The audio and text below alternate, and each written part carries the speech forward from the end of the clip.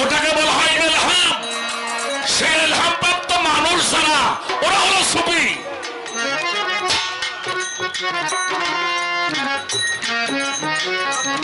ইলহাম প্রাপ্ত মানুষ যারা, এরা সুফি। ইলহাম না হলে সুফি হওয়া যায় না। আমি কিন্তু আগেই বলেছিলাম, বড় বড় মাওলানা, বড় বড় মুফতিরা আল্লাহর ওলিগিরে কাফের ফতোয়া দিয়েছিলেন। সুফিদেরকে আজও মানুষ কাফের ফতোয়াই দিয়ে থাকে।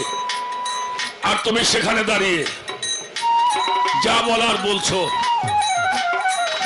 তাই সাধক আব্দুর রশিদ সাইজি, আমি একটি সুফি তত্ত্বের গান শোনাইতেছি বাবাজি। জ্ঞানীদের পরিশুদ্ধ জ্ঞানীরা জান্নাতেরই ফুয়ারা। কারা পাবে? মোহমুক্ত মানব সত্তা। যার মধ্যে আছে তিনি টের পাবে। সাধকের ইন্দ্রিয় পথে সপ্ত ইন্দ্রিয় দ্বার দিয়ে অবিরাম ভাবে আল্লাহর কালাম নাজিল হয়। যারা শেখ মুক্ত মানুষ, মোহমুক্ত মানুষ, ধ্যান সাধনের মানুষ, তারাই সেই কালামগুলি দেখে আর বসে বসে লেখে। এইগুলি আমরা মানুষের মধ্যে প্রচার করি।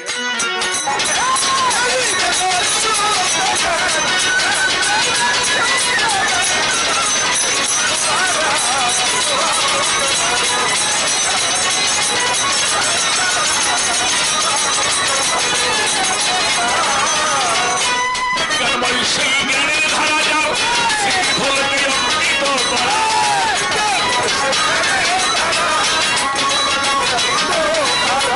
বিজ্ঞানময় সেই জ্ঞানের ধারা, বিজ্ঞানময় সেই বলি বিজ্ঞানময় সেই জ্ঞানের ধারা তার স্মৃতির ফলকে অঙ্কিত করে। মানুষ নয় মানুষের সেরা,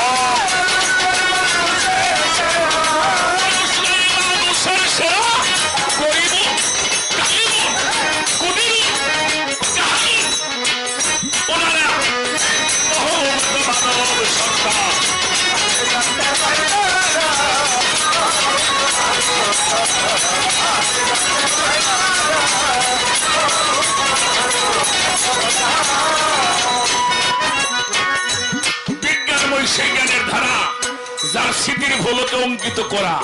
ওরা মানুষ না, ওরা মানুষের সেরা। কাবিউন, কুদিউন, জাহারুন, কুদ্দুসুন, অর্থাৎ ওরা জিন্দা করনেওয়ালা, ওরা মুর্দা করনেও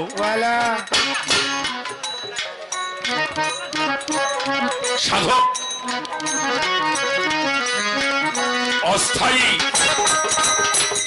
অবাস্তব হতে চিরন্তন স্থায়িত্বে যেতে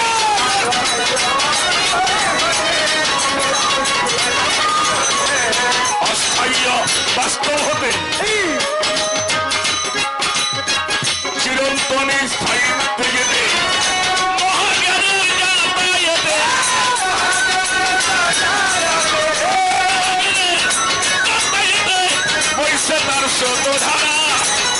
মোহমুক্ত মানব সত্তা আছে যাতে পাই তারা। মোহমুক্ত মানব সত্তা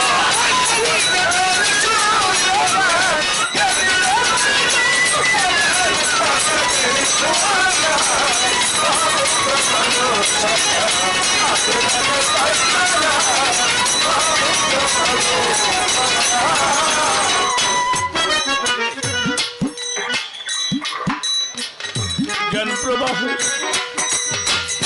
আবার আসে। রশিদ তাই রশিদেরা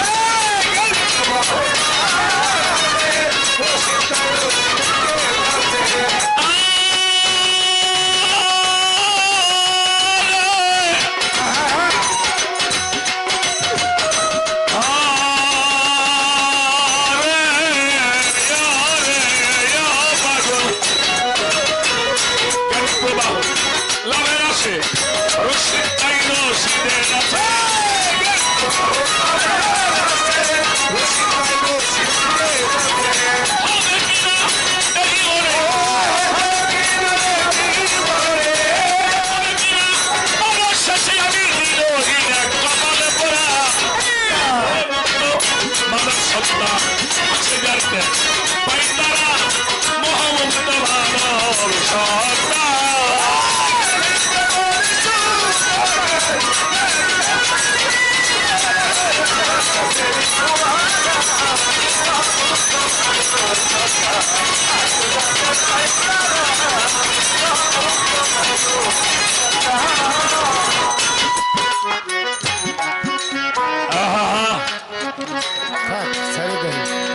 সম্মানিত বন্ধুরা, চলে গেছে।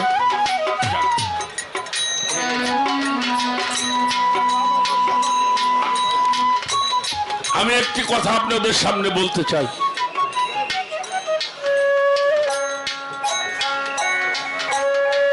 বাবা, আল্লাহ ছোট, নবী ছোট, অমুক ছোট। আল্লাহ কইছে আমার মধ্যে, আমার রসুলগণের মধ্যে, আমার ওলিদের সাথে তোমরা কেউ পৃথক করিও না। তাই কইছে না?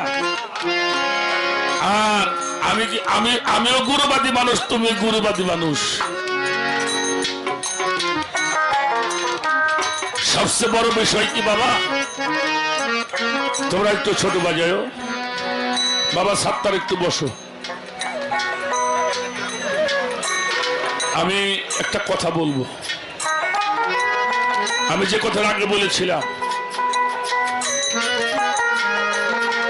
বহু সাধকরা আগে চলে গেছেন, বহু সাধকরা গান লিখছেন।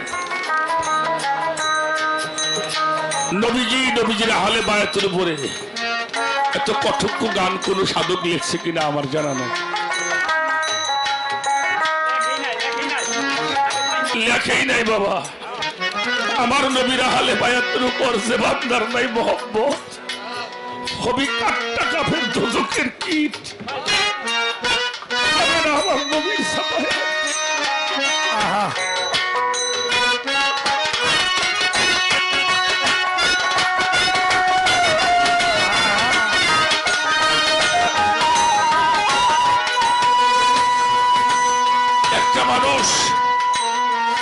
সারা জীবন নামাজ পড়তে পড়তে যদি তার দেহটাই করে ফানা, আমার নবীর আহলে বায়াতের উপরে যে মহব্বত করলো না, হজ যাকাত সে যতই করুক সবই তার হবে গর্বা।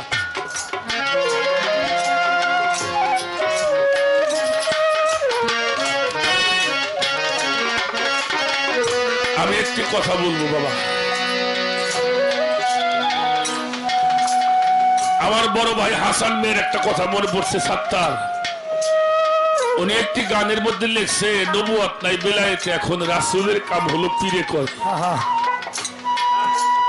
আমার রাসূল যে কাম করতো আমার রশিদ চানো সেই কাম করে আমাকে এই ধর্মের পথে আনছে।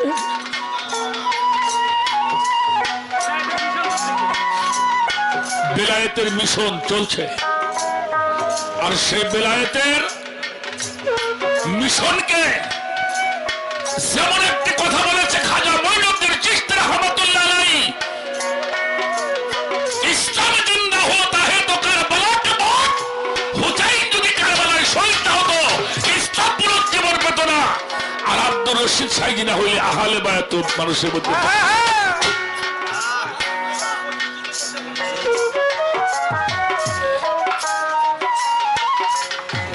আমি দেখছি, আমি সানমিয়া পীর সাহেবের বাড়িতে গান গাইছিলাম, যার প্রেমেতে মজনু হইল নিজেই রব্বানা, উনি মারফত আমি শরীয়ত। আমি রশিদ বয়া থেকে দেখছিলাম আসরের মধ্যে গড়াগড়ি পারতে, নবী নাম শুনলে নিয়ে এত বেহুশ হয়ে যাইত। আমি ছোট্ট একটি কথা বললাম, বাজানরা তোমরা যারা দরবারে আসছো, শুধু দরবারের ভক্ত না, প্রত্যেকটি মানুষের উদ্দেশ্যে একটি কথা বলবো। আমরা যে কোরআন শরীফটা পড়ি, এই কোরআনটা যিনি প্রথম মুখস্থ করেছিলেন, হ্যাঁ, এই কোরআনটা যিনি মুখস্থ করেছিলেন তার নাম হইল উবাই ইবনে কাব রাদিয়াল্লাহু তাআলা আনহু। উনি ছিল কোরআনের প্রথম হাফেজ। তখন গ্রন্থ আকারে কোরআন শরীফটা আসে নাই। নবীজি বলতো, আর কাপ তার মস্তিষ্কের মধ্যে এটা জমা করে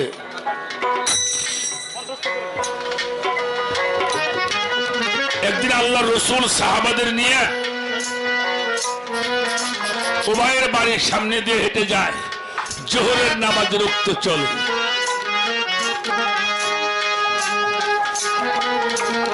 হঠাৎ নবীজি তাকিয়ে দেখে উবাই ইবনে কাব জোহরের নামাজ আদায় করছেন। আরে আচ্ছা আপনারা বলুন তো দেখি, একটা নামাজ পড়া মানুষকে ডাক দেওয়া যায় কিনা? একটা মানুষ যখন নামাজে দাঁড়ায়, সে আল্লাহর সামনে খাড়ায়, এটা আমার নবীর চাইতে বেশি কেউ জানে না। কথাটা কেন বলবো পরে বুঝবেন।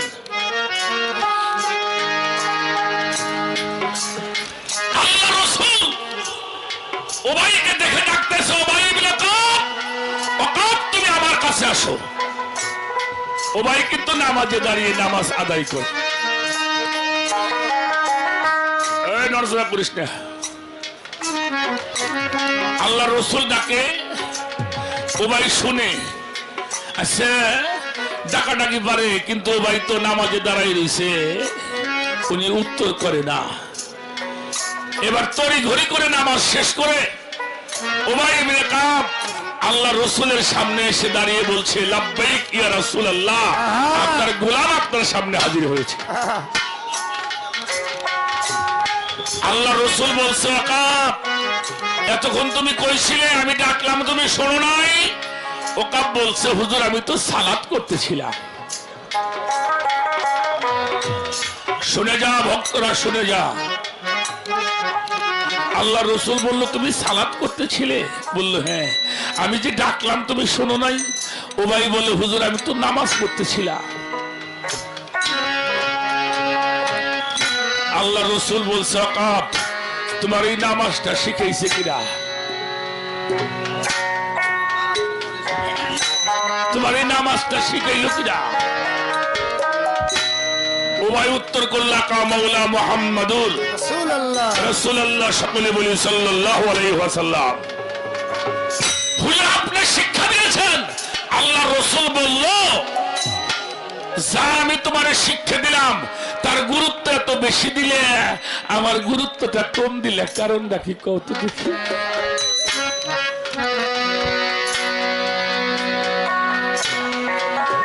উবাই ইবনে কাব বুঝতে পারছে, হুজুর আমারে কি কয়। আল্লাহ রসুল কয়, উবাই তুমি না কোরআন শরীফের হাফেজ, তুমি কোরআন পড়ো না? বললে হুজুর পড়ি। তুমি পড়ো নাই, কুলিন কুনতুম তুহিব্বুনাল্লাহি ফাত্তাবিউনি ইউহিব্বুকুমুল্লাহ ওয়া রাসূলুকুম আল্লাহু গাফুরুর রহিম। আল্লাহ বলছে না, হে রাসূল আপনি জানায় দেন, ওরা যেন আমাকে ভয় করে আর ওরা আমার ইবাদত করার, কেউ যদি আমাকে পাইতে চায় তারা যেন আপনাকে অনুসরণ করে আপনাকে মহব্বত করে।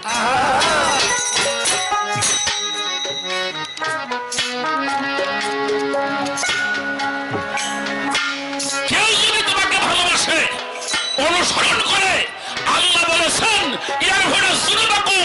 আল্লাহু গাফুরুর রহিম, আমি তার সমস্ত জীবনের গুনাহগুলি আমি আল্লাহ মাফ করিয়া দিব।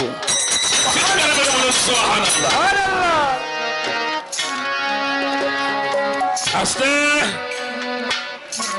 এবার ওকাবকে বলছে, ওকাব তুমি পড়ো নাই? মানে ও তো রাসূল ফাকাদ আতা আল্লাহ। বাড়ি গাড়ি টাকা পয়সা কাবা কোরআন দুনিয়াতে যা কিছু আছে তার চাইতে বেশি মহব্বত তোমাকে করতে হবে।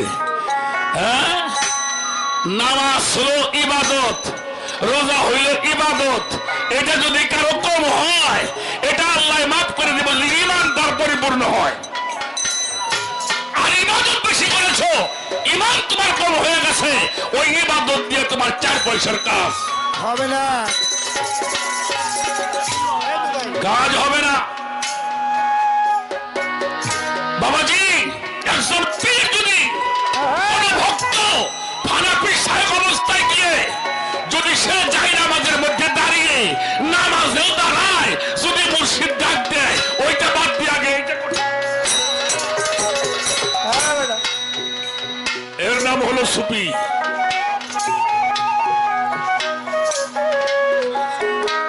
কি বলুন বাবা,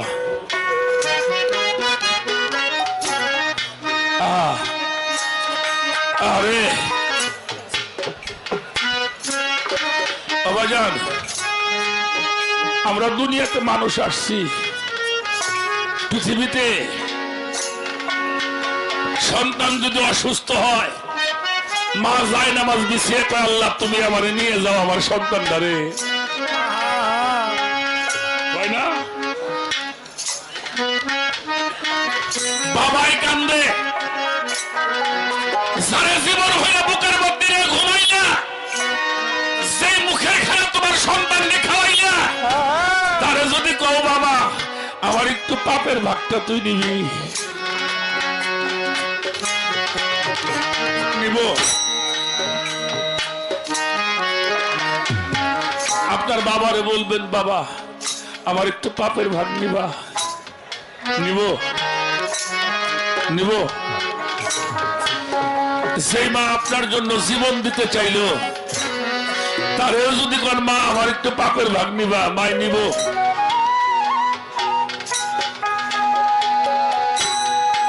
সেই মানুষটার জীবন ভরে বুকের মধ্যে নিয়ে ঘুমাইলে, তারে যদি কেউ বিবি তোমার এত ভালোবাসে বুকের মধ্যে রাখছি আমার পাপের ভাগটা নিবা, নিবে? তাহলে দুনিয়াতে যদি কেউ আমার পাপের ভাগটা না নেয় তাহলে আমার উপায়টা কি হবে? সাত্তারে মানুষের পাপের ভাগে একটা মানুষ নেই রে, সেটা হইল যার যার মুর্শিদ। একটা মানুষ যখন যাই আল্লাহর ওলির কাছে আত্মসমর্পণ করে, তার পিছনের সমস্ত গুনাহ তার গ্রহণ করতে হয়।